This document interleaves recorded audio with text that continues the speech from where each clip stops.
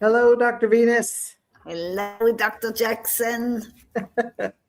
I'm so glad to get a chance to talk with you on the Three Docs podcast. Today, we're going to talk about Nonzero, the logic of human destiny. Yes, Such a huge topic. I mean, a huge the his- topic, history big of the book. world. Oh, my goodness. All right. So, let's get our presentation up here.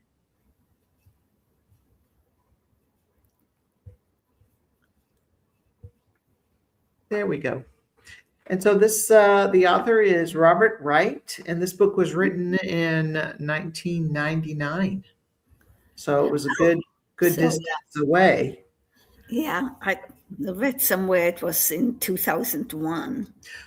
Oh, it Oh, came out in 2001. Yeah, so you're right. yeah, Probably written in 99, then came out yeah. in 2001. A lot of the quotes and things were 98 and in the 90s, Oh, and okay. there was one mention of the attempted bombing of the World Trade Center, and that Yes, was the first attempted in the bomb in the basement in the car parking. And so yeah, I thought that was kind of interesting looking back yeah, 20, 26 years, 25 years, and seeing how the world has changed. And that also colored the way I read this book. oh, It okay. was, just knowing that it had been a minute since a lot of these things happened, and looking back on the world being flat and what a new idea the internet was, and all kinds of Yeah, things. yeah. So let's see.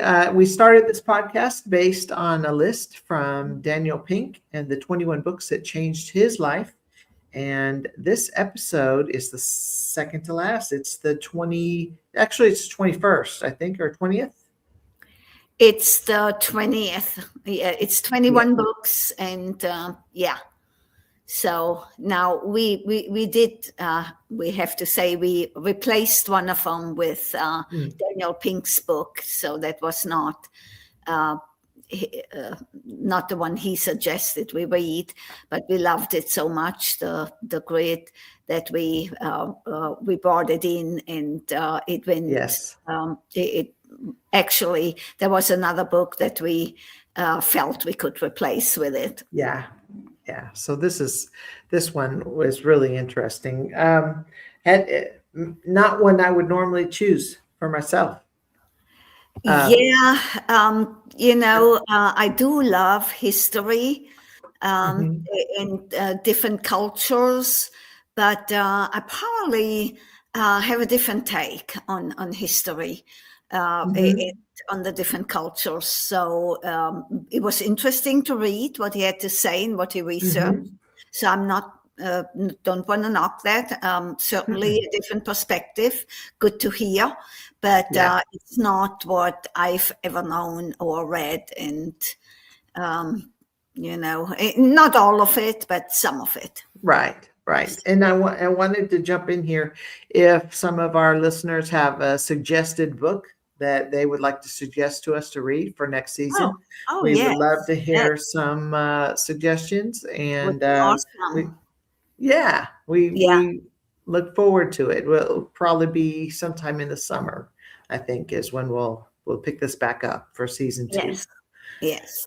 All right. So, what does Daniel Pink say about this book? Okay. Let me see if I can read it. I, I I have different glasses while I'm waiting on the new glasses, and these are not Mm, so great.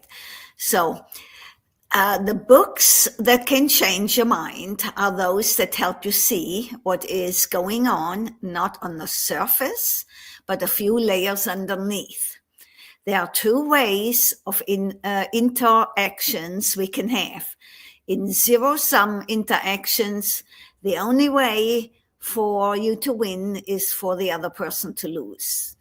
And in the positive sum interactions, the way for me to win is to help you win.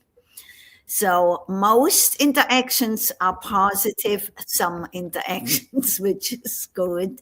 Um, so this is especially true since economies have grown larger and humans have become more interconnected. This book came out in 2001, and and is even more relevant today when some dark forces are trying to push us towards some dog eat dog pessimistic future. And that, I mean, I have to agree with that. That's Daniel Pink's saying, and it's very true. So in 1999, the book Nonzero, The Logic of Human Destiny by Robert Wright argues that history is not a random sequence of events, but a directed process fueled by the logic of game theory that posits that both biological and cultural evolution are driven by the search for non-zero-sum games, interactions where cooperation leads to mutual benefit rather than one side winning at the expense of the other. So that may be quite contested today. I don't see much cooperation today. No matter where, it's everybody wants to be right and not give in. That's what I see. So would be nice if we, and like he said, like Daniel Pink said, this book is even more relevant today. So it speaks to that, and I wish more people would read especially this paragraph. Yeah. Definitely. It seems like we find more reasons to argue with people today than to find common ground and agree with people. Yes, and move forward. And right. What we're not doing is moving forward. Yeah, I agree. All right. So your first discussion point, what do you think? Yes. In chapter 9, I came upon this. The rise, fall, repeat is a pattern that most ancient civilizations followed. Rulers and dynasties and peoples may change, but all seemed locked into the same cycle of quest, expansion, fragmentation, and collapse. The standard of 6 civilizations were Mesopotamia, Egypt, Mesoamerica, South America, China, and the civilization of the Indus River Valley in South Asia. We are left with 3 large realms of ancient civilization: China, the Near East, and the New World. The chiefdoms' villages evolved into something bigger and more complex and combined to chiefdoms, then into towns, then into city-states surrounded by farmlands and villages and towns. So the first paragraph is something I talk about all the time. So the only thing I have a little bit of a different take on why civilizations break down and disappear. And I talk about this all the time, the rise and fall of the Persians, the rise and fall of Egypt, the rise and fall of ancient Greek and the Romans and all that. Mm-hmm. He says they are conquered by barbarians, which comes later. The barbarians aren't really, is what he says, as primitive as we would like for them to be. They take over our technology and expand it, is what he says. They want what we have, and they bring us to ruin and take over. And That is probably partly true. Or he has a point, I want to say, but in my mind, it's also a civilization that gets so comfortable with the high status they have achieved, that they don't want to do anything about anything, Mhm. status quo. That's too much work. This is too much effort. This is because that's what I hear today all the time. Young people saying, "Oh, I'm not doing that." No, that's not. Oh, I'm not fighting for this country. I'm not doing this. I'm not doing that. And when you're not willing to do that, when you're not willing to fight for what you have, you lose it. Mm. True, true. And also, you mentioned technology and how that the barbarians, and there's a different not a different spin on the concept of a barbarian. It just means someone, in my what I understand is that someone who's at a different level of development than what you are at. And Yeah. since we don't understand it well, we just say, well, they're barbarians because they do blah blah blah. Their technology isn't as fancy as ours, or something like that. So I thought that was kind of an interesting way to look at Yeah. how the technology, for example, one technology that we have now has made the world such a small place, right? Yes. Well, so did the Silk Road Yes. back from China to Europe. It made the world a smaller place. And so did the printing press. It made Yes. the world a smaller place because of all that technology. Um, Hmm.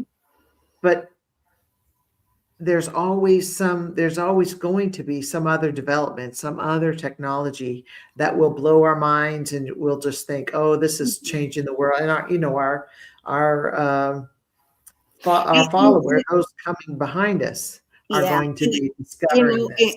As the world moves, Hmm. and expands, and people go, and sometimes to invade and conquer, and Hmm. sometimes because they lost their way of life, they need to find a different place to live. And as we start to mix populations, it's natural that we learn from each other, you know. Hmm. And that can be a positive thing, and that can be a negative thing. As with everything, technology that's invented for something good, can Hmm. also be misused for something bad. And we witness that time and time again. Just think of the drones, Hmm. could Hmm. be a really good thing in the delivery of mail and packages and whatnot, and no sooner does it come out, someone straps a gun to it and flies Yeah, into someone's yard and shoots them yeah, dead. yeah. So unfortunately, so a lot of the inventions, I think, before they are released, it may be good to figure out, well, what purpose will they be used for? Should they Hmm. be released? Should we go that route? Yeah, Um, how could they be used to destroy us? yeah, yeah. Well, it's kind of accepting responsibility for what we're Yes. creating, and Hmm. looking at the consequences for what we're doing. We think that we can do anything we want without any consequence. So, Yes. yeah, yeah, it's something, we should pause. We should pause a minute, Yeah. slow down those. Slow down and weigh all options and all Yes. ends and see, well, do we want that? It's just like with industry, a lot of it is very, very good. But then when it leads to pollution of our rivers and Mm, acreage, and, and yeah.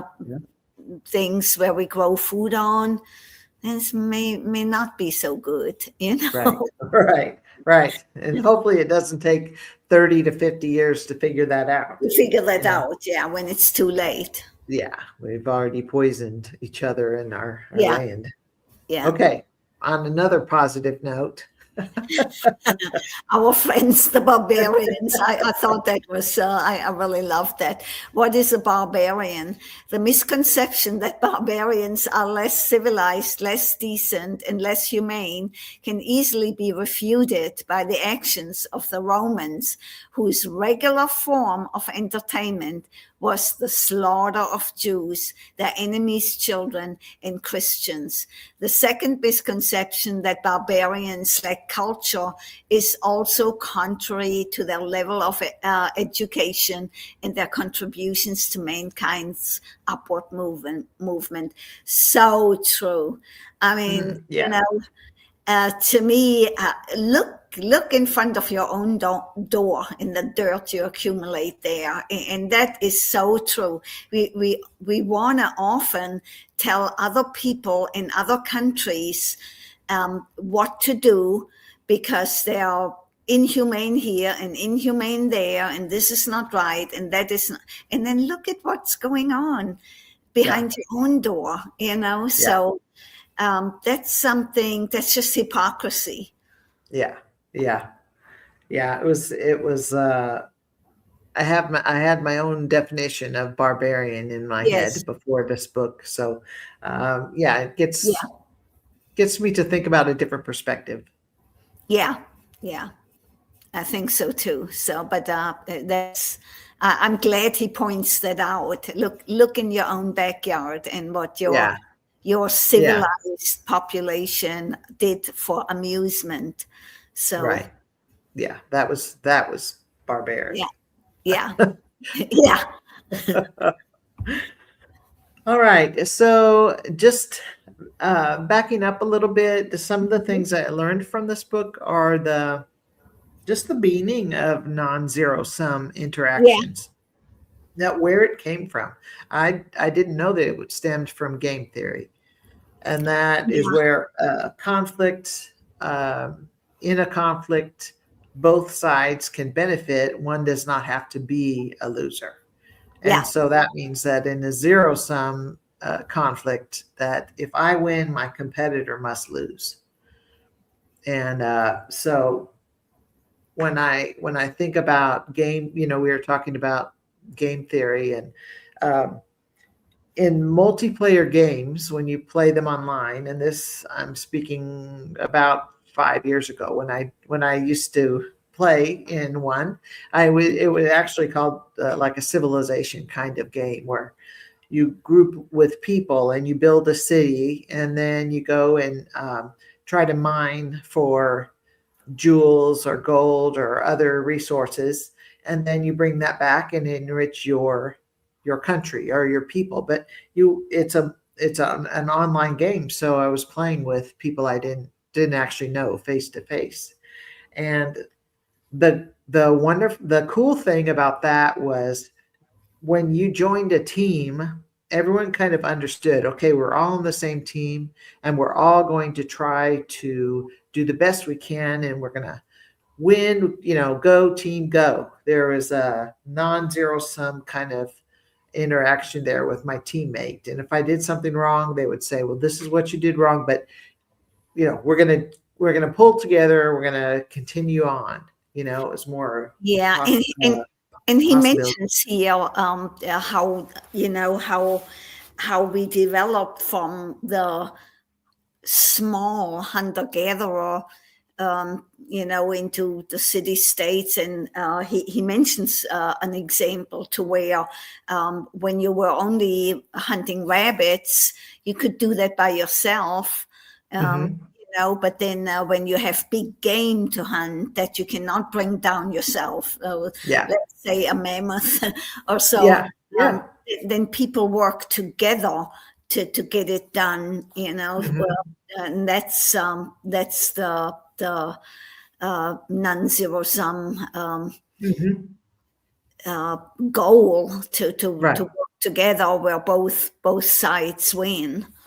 Exactly. And how the example he used was the Shoshone tribe, where Yes. most of the year they were individual Mhm. family units. They would Yeah. hunt their own, but then at a certain time of year, they would collect rabbits, and they would create a rabbit net, and everyone would work together to collect all these rabbits to harvest.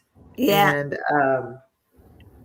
that was how they started their idea that maybe, well, collectively we can do a lot more. We have more food when we all hunt together, so maybe we should hunt together some more often, or things like that. Those kinds of ideas come up when you're working with a group. Yeah. And Even, if you take that into a modern workplace, if you work as a team, you get more done than individually, yeah, on your, struggling. Yeah, yeah, yeah, exactly. And then social social complexity benefits when we all win. So it's similar kind of deal. When you're working with a team, everyone brings their history with them. They bring their skills, and they bring their strengths together. And that so that things can get more complex when there's more brains, more people and eyeballs looking at the problem. And that it's a much more positive experience, I think, when yes, the group is positive minded like that. yeah, And then cultural evolution is not linear nor inevitable. Just because sure, you have a bunch of people does not mean they're all going to form a city state, form a chiefdom, and then a government, and then just go yeah, up the hierarchy. That's not inevitable. It yes, has to People have to appreciate that in each other. yeah. And then one irritation I had with this book, and it's probably because I'm not smart enough to understand everything that the author was talking about, but um, there were references to other works, and other authors, and some deep references that, well, for me, that was deep, and I had to actually look and Hmm. try to understand. They would talk about an Italian scholar, and Yeah, then next be talking names. about Shoshone Indians, and then Yeah, next, yeah, World War II situations and cultures and what we yeah. learned from He that. So it was difficult for hopscotch. me.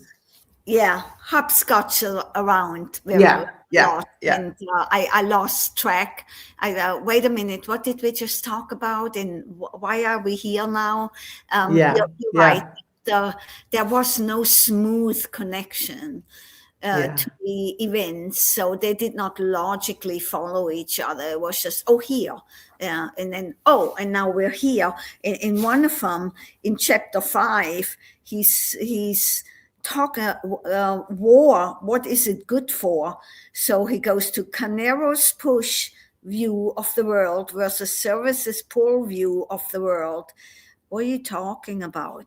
Wars are often zero sum, featuring a clear winner and a clear loser. However, wars can also be negative sum, in which both sides lose. For this reason, Sincere suggests that instead of waging war, we should wage peace. Well, good idea, but it's not yeah, that simple, yeah, So, yeah, and yeah. who are they? I don't think Right. that was really well explained in the book. Who are Yeah. these people?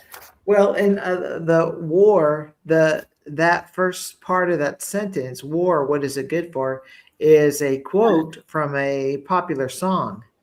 Yeah, So yeah, it's called yeah. I "War." remember. Yeah, yeah, Yeah. So, but I mean, you go. So in my mind, when I read something like this, and this is just the way I read, I am pushed into the here and the now.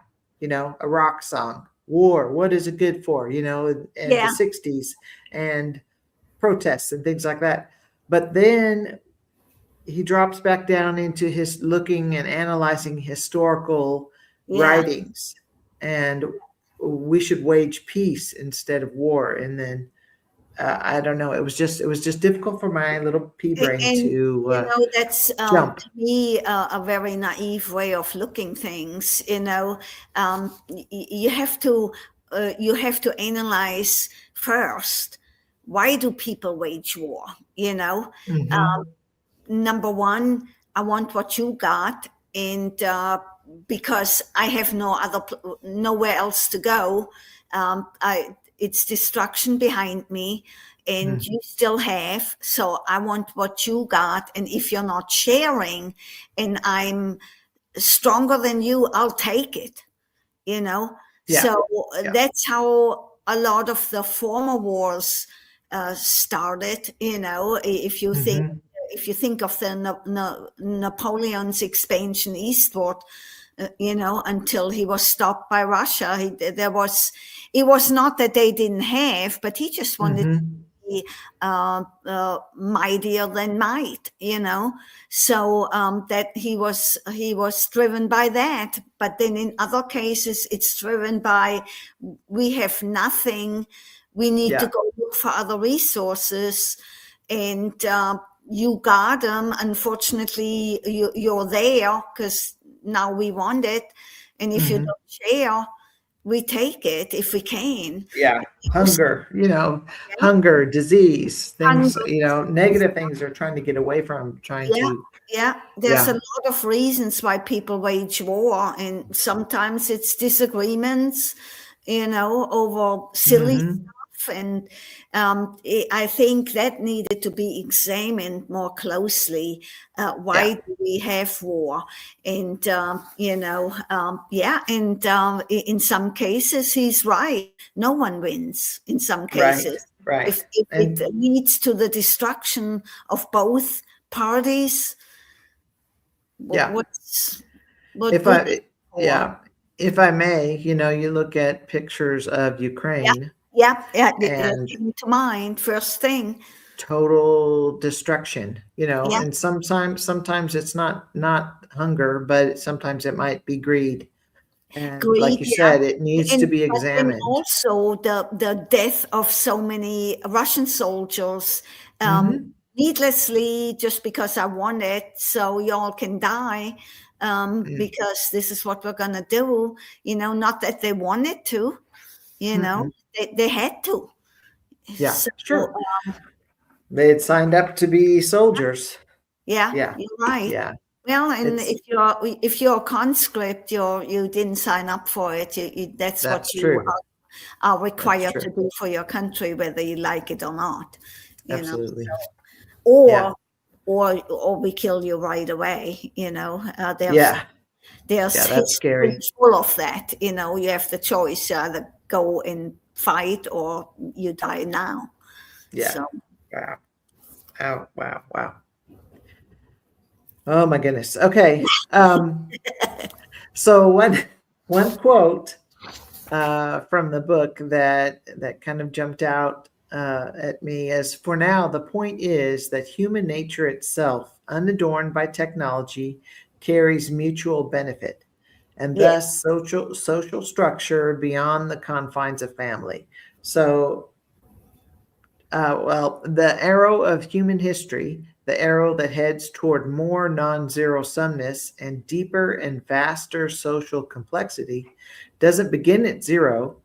A universal feature of hunter gatherer societies, some anthropologists say, is generalized reciprocity, not just within families, but between them. So, yeah, as some anthropologists say, that people will build a society by reciprocity, by bartering, by helping each other, and then they benefit from each other. Whether or not they stay together and they develop into a more complicated culture, uh, it doesn't matter. But between families and within families, I think to me that was a very optimistic yes. um, point of view.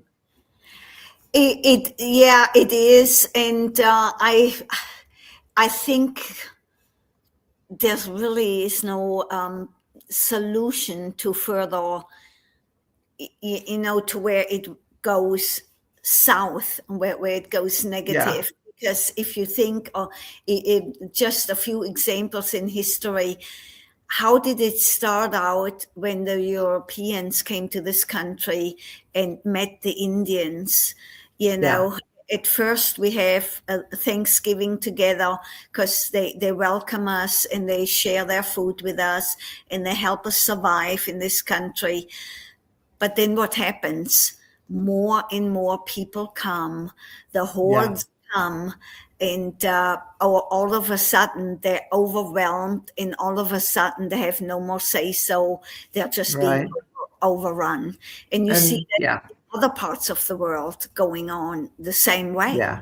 Exposed, they were exposed to different diseases that nobody knew their bodies couldn't handle, Diseases things and like just that. being taken over, it's just being Yeah. taken over by the majority. The Yeah. majority rules, I there's no other way of saying it, Yeah. just being taken over by in their way of life, and then here it starts. It's this way or no way, or our Hmm. way is better, and here we go. Yeah. We're just inviting ourselves into your Yes, land. whether you like it or not, we're Yeah. coming, and now it goes our way because now we have more power than you do, Yeah. But at first, it starts out really friendly and really good, and not in all cases, True. there's True. cases where, the westward expansion, where there were lots of attacks on those Mhm. caravans. But I think by that time they had learned that we're not coming with the best intentions. Yeah. That we Yeah. may we're just taking their land and declare it our own, whether you like Yeah. it or not. So Yeah. yeah, that's how it goes.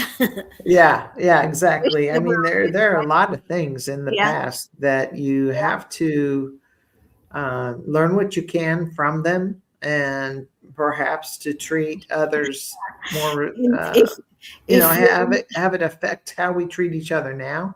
yeah, But I can't go back and change the wrongs that were done exactly, 250 exactly, years yeah, ago. yeah, Yeah, yeah. But you said the key word. Have we learned something? And yeah, just look at the latest development, and the answer to that is no. it's true. Yeah, yeah, yeah. You're probably right there, Dr. Venus. All right, Yeah. so which brings us to the New World Government. The last Yes. quote that I traditionally, the idea of world government has been embraced mainly by left-wing peaceniks, right? We're all going to live in a utopia, and we're Yeah. going to live in Yeah. peace, and we're going to, live in the same commune. Yeah. But in other corners, it draws various kinds of disdain, two of which are of special interest in this particular chapter. One school finds the notion hopelessly unrealistic, saying, no, no way. We are not going to live all together happily. And it files those left wing peaceniks under the label woolly minded one worlders. And the second school finds the notion plausible but terrifying and speaks ominously of the coming new world order. And so some people believe that as we all get more technologically advanced and we intersperse with each other and we deal and trade with each other, that we're all just going to form into one government where we all get together and we work as one country. But I personally don't think that's going to happen, and Yeah. I don't want it to happen because uh, I don't necessarily believe what everyone else in the world believes. Yeah. I'm And kind of partial to what I believe. history has shown that that doesn't work. Yeah, There's you're looking at many countries in all the major regions of the world, when different tribes, different cultures, different ethnic groups, when they come together, um, they just don't get along. yeah, They yeah, just don't get along. yeah, and sometimes the peace is uneasy but holding, and sometimes there's constant warfare, Yeah. constant strife, constant demonstrations, constant attacks, constant insecurity.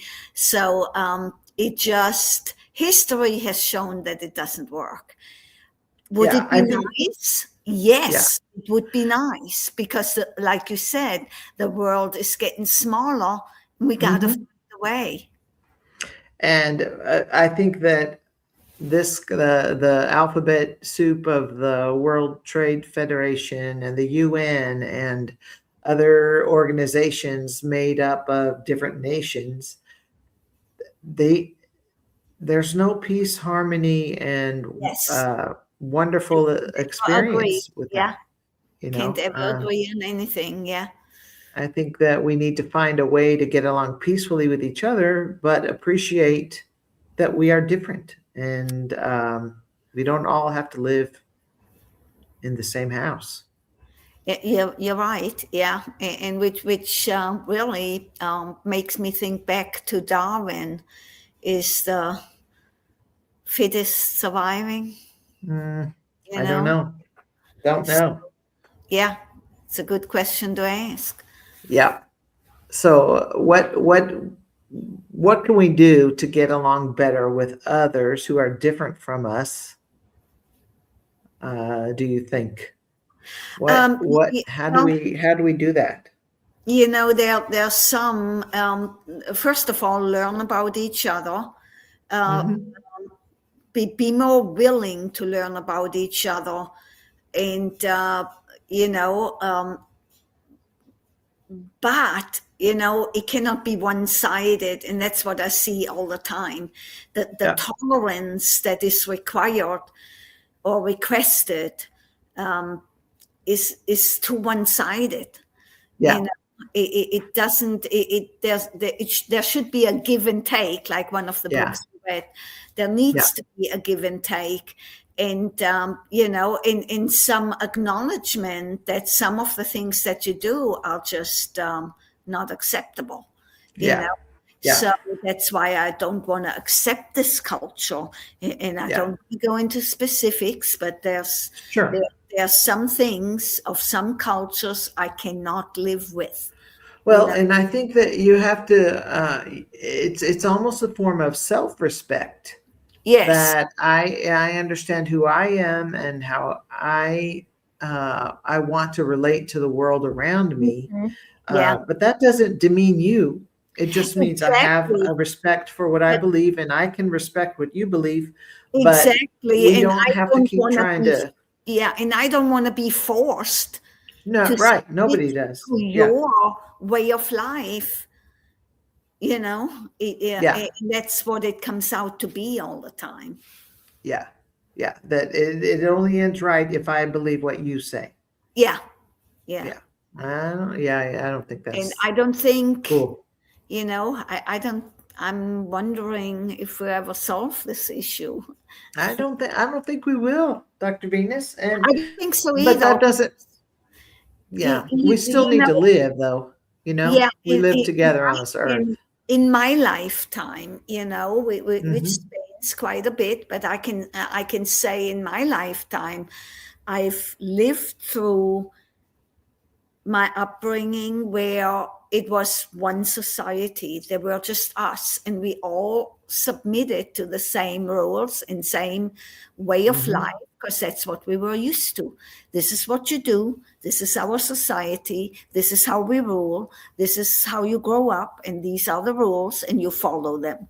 But as we began to intermix more, all of a sudden, well, I can't force them to be quiet in the afternoon so the babies can sleep or so, well, Mm. I that's not their culture, so we have to be tolerant of this. um really, but why do I have to, Yeah. and then why am I forced to be tolerant of them and they're not forced to be tolerant of me, and here we go. You And know, then if you're both forcing each other to be tolerant of each other, is that really tolerance it's or not. just You're compliance? right. Are you just complying? Yeah, you're That right. You're that's right. like what a teacher asks of her classroom is participation, not compliance. Yeah, And it's the same. I think that's a good neighbor, a good citizen is yeah, participation. yeah. So, and I don't think we will ever solve this. No, but I Yes, mean that's also the message of the book, yes, that cultures rise and fall and for fall various reasons, and crumble. and not all, and they're not all linear, so they're not all Yeah, going to take the same amount of very time. true. Very true. Uh, and they develop at different rates, and unfortunately, they fall at different rates. It's So, all different rates. Yes. I hope we're part of the positive aspect. Yeah, yeah. That would be nice to think that way. Yeah. Yeah, I So, think so. Absolutely. All right. So next week we are going to finish with Uncivil Agreement by Liliana Mason. yep. It's a political science psychology book. And then we're both going to uh, use Google Vids and play around and see if we can create a nice video that summarizes a little bit of what we've talked Yeah. about in Brings this it all adventure. together. Yeah. Yeah. Yeah, this has been so fun. And are we going to do 2 weeks? I think we should do 2 weeks, I think so because too. it's another brainy book, and I'm going to have to rest my brain and Yeah. try to understand and clearly be coherent about my thoughts, I think. Yeah. Yeah. All right. So thank you, Dr. Venus, and thank you to our listeners. And I just hope that you write in some suggestions for our books for next season. It, That would be and give us a holler. And thank you for listening. And have a great week, a great 2 weeks. And we'll see you in a couple weeks with the last book of the list. looking forward to it. Bye bye, everyone. Bye bye.